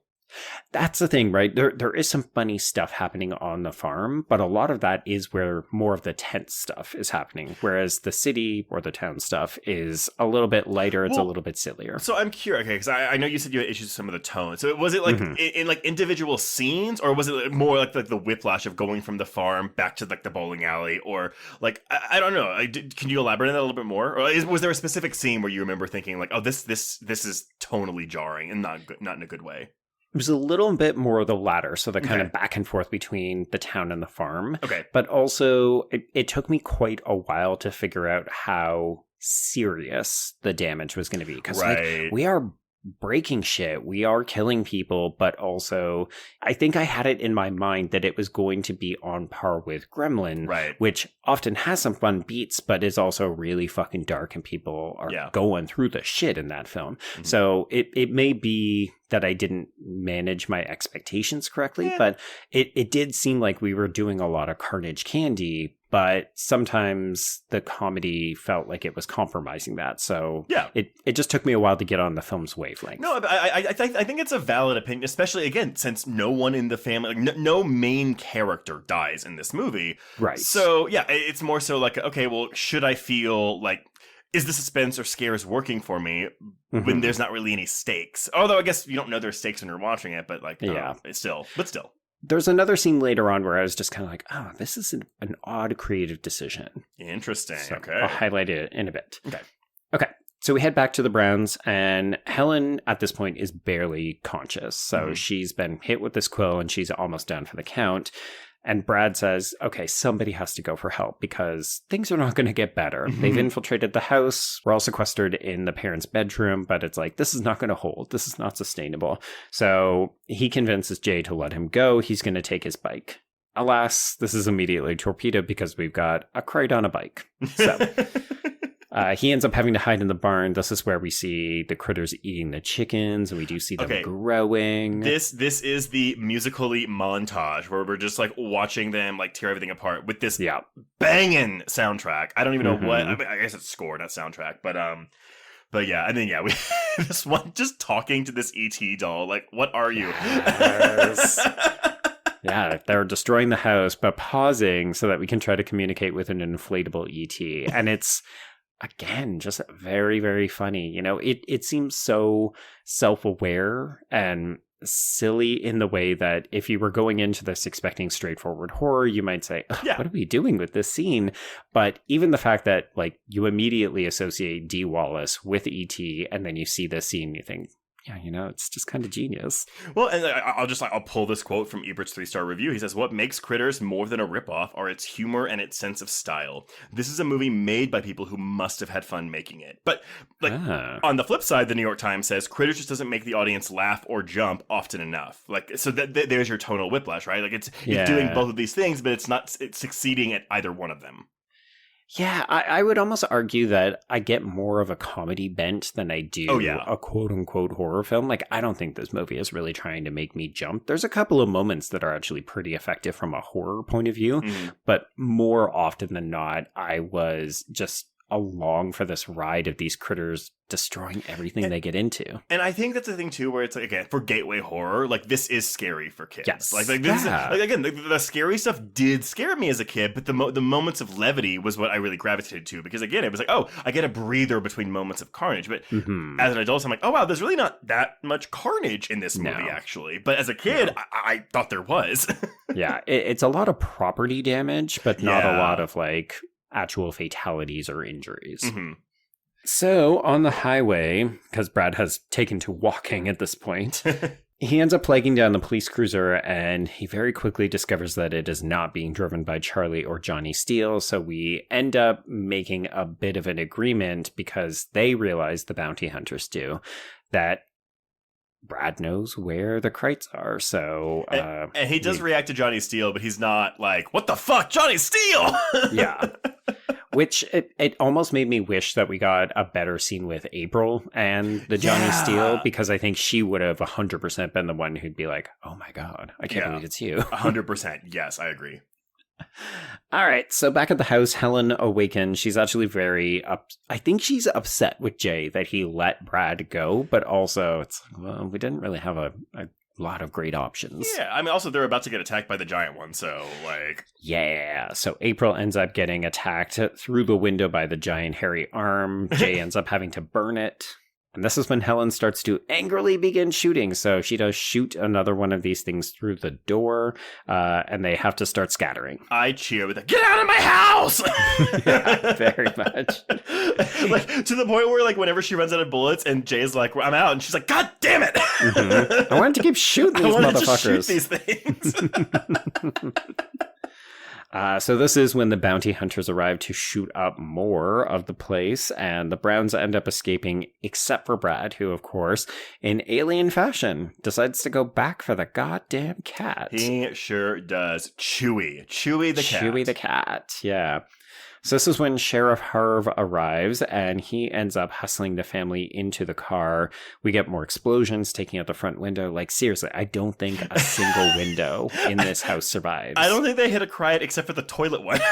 Right? Yeah, like windows breaking for no good reason. So I love that the Krite's like still in the toilet. Yeah, because that's what happens next. This is when the Johnny Steele bounty hunter ends up finding it, because of course he's directed to the toilet. We know that one's in there, so he just flips up the lid, shoots this thing. I don't know how he doesn't get toilet shrapnel all embedded through his body, because this toilet explodes. So this was a stunt double. Terrence Mann wanted to do this, but they wouldn't let him. And it seems dangerous. Well, and that stunt double did get his face cut up by toilet shrapnel. Shit. Yeah. Okay. Mm-hmm. Well, now I don't feel as comfortable making a joke about it. I mean, it's not I don't even think you were making a joke. You were making a very valid question. Because it looks very convincing. So, okay, yeah, it was. This was very destructive. I do want to say the other, not quite queer element of this, but like the fact that we've got these bounty hunters who are shifting exclusively male faces and trying to find the one that fits the best. But also we start to see close-ups of these gun cannons, and like especially in this scene where we're pointing it at a toilet, the toilet explodes, and then we see the gun retract, and I was just like, that's a dick. Like, that's a phallus with foreskin. Well, because they're also holding the guns by their waist, so they're not holding it up like a gun, they're holding it in place of their penises. Yeah, it just felt so incredibly phallic, and we're not even trying to hide it. No. It's not subtle at all. Yeah. So downstairs, the Charlie bounty hunter picks up Sheriff Harv and tosses him through another window. And I will say, this is the other scene I was just like, what are we doing, like, I was trying to get a read on how the bounty hunters were reacting, because they just felt a little inconsistent in these moments in terms of, are they actually trying to go after Krites, or are they just also looking to destroy things and commit a lot of property damage? Because what this bounty hunter says to him before he toasts him out the window is like, it's a really weirdly phrased line, but he basically says to him, like, oh, are you trying to take over our bounty? Like, because he's another law enforcement officer. Oh, okay. I miss that kind of connection. Yeah. So it just seemed like he was saying, oh, you're in my way, and throwing him. And it gave me a little bit of Terminator vibes, but it felt odd. But you know what? Now that you've explained it, it does make more sense. But it's phrased almost like a Victorian era like line of dialogue where he's like, hello, I hope you won't be like, I hope, I can't even, but art thou here for my bounty? It's a little bit like be that. Be gone with you, sir. It's a little bit like that. But yeah, he is trying to protect his bounty. That's what this is doing. Okay, makes sense. So Sheriff Harv will not try to come back into the house. He will just stick outside with the family. Because he swallowed his chewing tobacco, which... gross. I know. Nasty. I know. This is where we do see Brad get saved by the Johnny Steele bounty hunter, because he rescues Chewie, but then he is attacked by this giant critter who we get a sort of okay look at here, but then we've got gun cannons coming out, and the big one just goes right through. Another window. Honestly, if we ever did a commentary, every time a window breaks, like, take a shot. It'd be a good one. It'd be a very, very good one. And then we hear from Helen outside that this big critter has actually escaped, but it has taken April. This is one of those things where it's like, okay, we don't have the budget to show this. It would have been nice to have seen this, but whatever. We just go with it. April's gone. Okay, cool. Which is interesting, right? So the climax of the film is Brad and April, not the whole family. Yeah, we kind of sidelined the parents, which was another element that did feel very gateway 80s horror to me. Right. Like, you can't really trust that your parents are going to save you. You've got to do it yourself. Well, and I guess in the original script, Jay was probably dead by this point. But I do wonder, because again, like making Brad more of the central hero was done after they were like, oh, we're making this PG-13. So I do wonder if Helen was maybe involved in another version of this script. I don't know. That is interesting. Yeah. Yeah, I also wonder how much then we maybe refocus the relationship in the early part of the film to focus more on Brad and April, because those scenes feel like they get paid off with his decision to rescue her. Like he went to the barn to save her when Steve dies, but then that anticipates this bigger moment of sacrifice where he says, no, I can't let my sister be taken away by aliens. Mm-hmm. Yeah, absolutely. Which is exactly what he does. So he races out to the spaceship in the woods. He encounters real Charlie, so they set off together. We've got this, I think it's okay, but it's not great, where he goes into the spaceship and there's kind of a bit of a cat and mouse where he's trying to get April out and dodge them. Yeah, and I do like the shots of the little critters just standing on like the control boards, but yeah, and even, you know, we brushed over it, but we do get to see April getting dragged by the thing. We don't get to see the big one, but we see her getting dragged, and there's a couple of the little just ones that are just sitting on her. Like, they just look so cute. They're so cute. I do think that's one of the other reasons this film was successful, is because I could see merchandising opportunities with these things. Like, I don't know if I've ever talked to you about goblins. Do you know what those things are? No, I don't think so. Sorry, I said goblins. I meant to say boglins. That sounds familiar. So these are like handheld puppets, but they were like disgusting creatures. Heads with arms. Yeah. Okay. Yeah.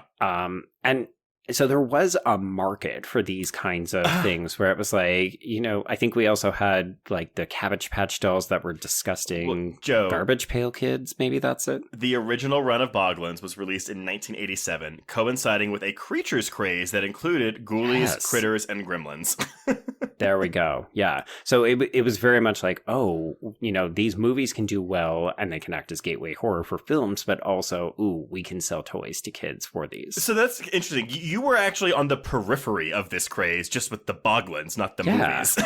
Exactly. I mean, I don't know if I've talked about it at length, but I didn't watch a lot of media. Like my parents used to pay me to not watch TV, and we didn't watch a lot of movies. So I just have like a big cultural gap in the late 80s and early 90s where other people were watching things. Yeah, no, I mean, if you didn't have that experience, I can guarantee you would have watched Critters a bunch growing up. Yeah. Yeah, and you know what? That's entirely possible. Mm-hmm. All this to say, so Brad does manage to sneak in. We get April. We push her out. We get out just in time, but it also seems like, oh, fuck, these things are going to get away. And Charlie, I do not know where this Molotov cocktail comes from. I guess he's just had this bottle of booze on him this entire time. Well, so because whenever the ship first lands, he's drinking whiskey on his bike. So I think it's because he's on the bike. He spills it out of his mouth. But yeah, right. I think you're mentioning it. Either it's on the bike or he has it, at least a bottle on him at all times.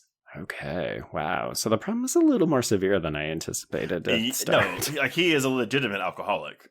Okay, interesting. It's a very 80s choice, I'm not going to lie. Yeah. Anyway, so he does light this motherfucker up using Brad's lighter, and we throw this in right as the hatch closes. And it was funny because I expected, okay, we're going to follow the ship up into the sky, it's going to explode, movie's going to end.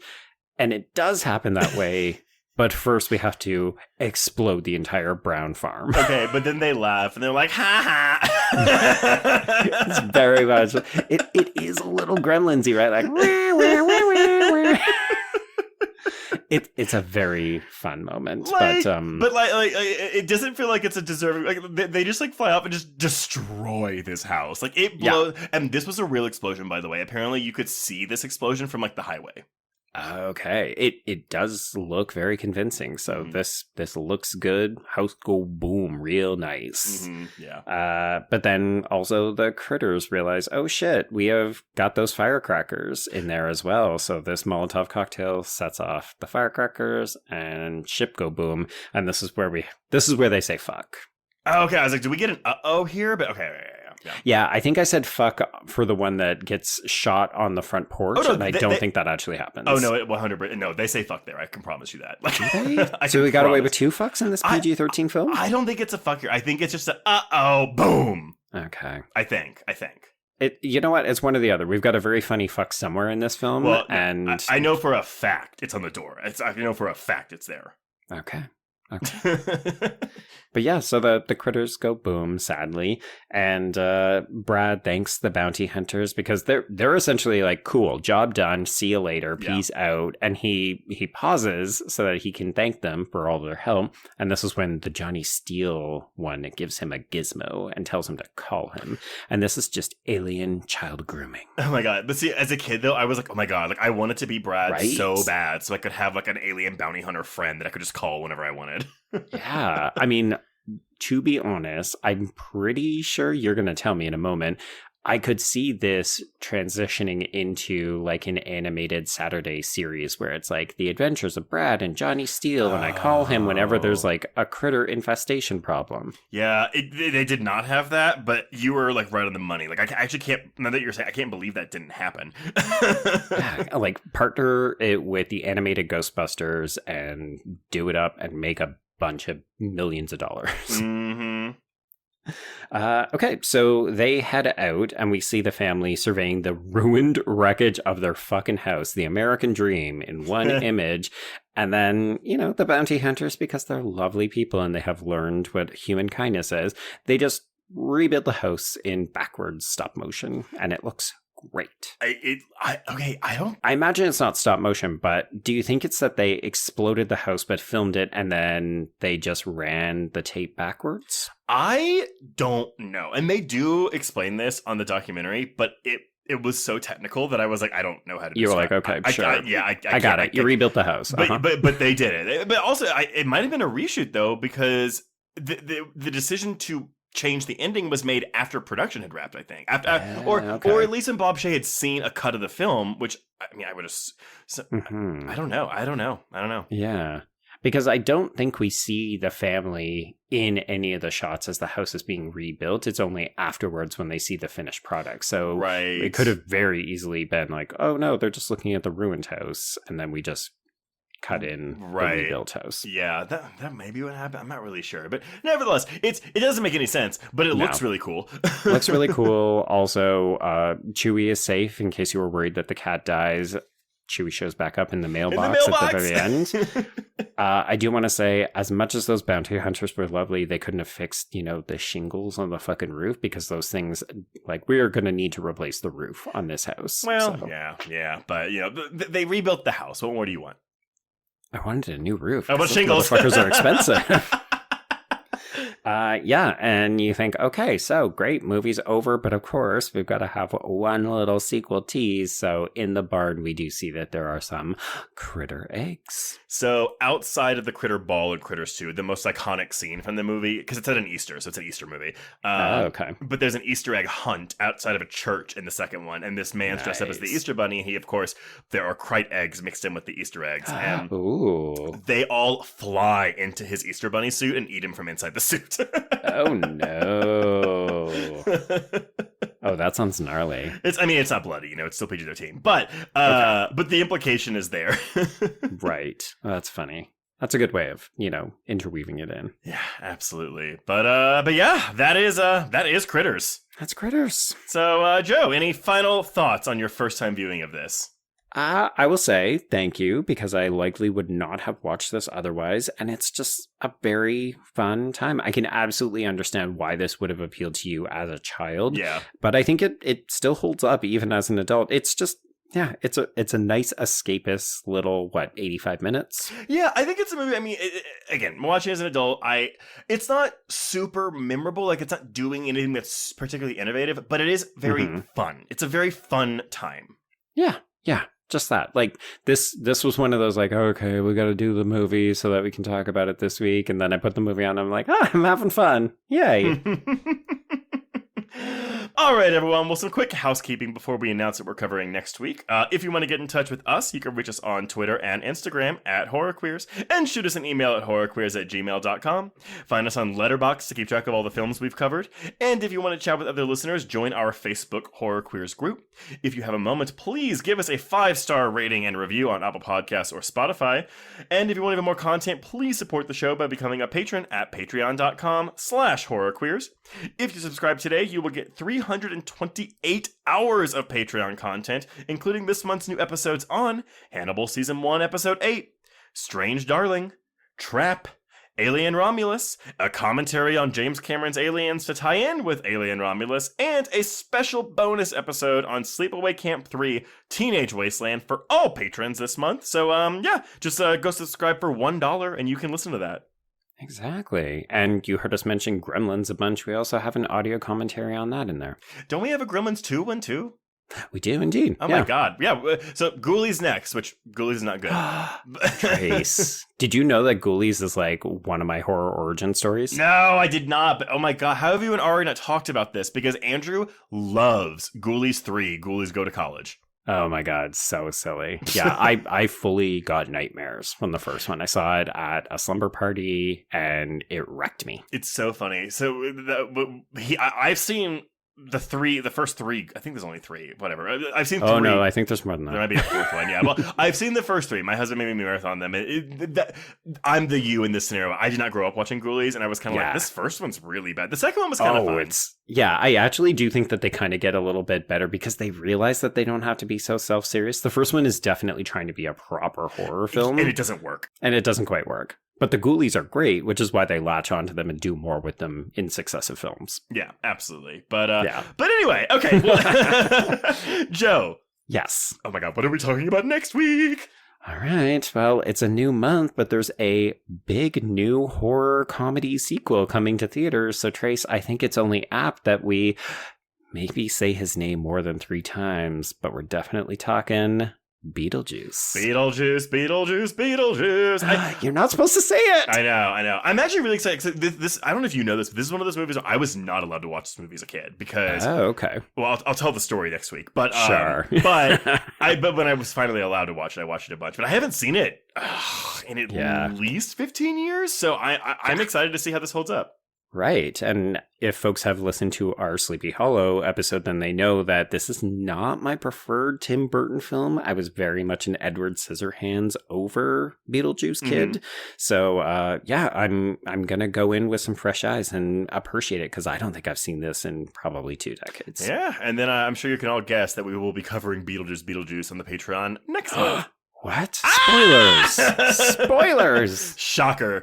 But everyone, until next week, we can cross out critters. Indeed. And cross out horror queers. Hey everyone, my name's Robert M. Lamb, and I'm the writer and creator of the horror series Paralyzed, a psychological creature feature that deals with depression and sleep paralysis. If you're looking for something truly terrifying and disturbing, this is it. We already have 4 seasons out right now with another on the way. You can listen to Paralyzed on Spotify, Apple, or wherever you listen to podcasts, or find Paralyzed online at bloody.fm. But be warned, this series is intense.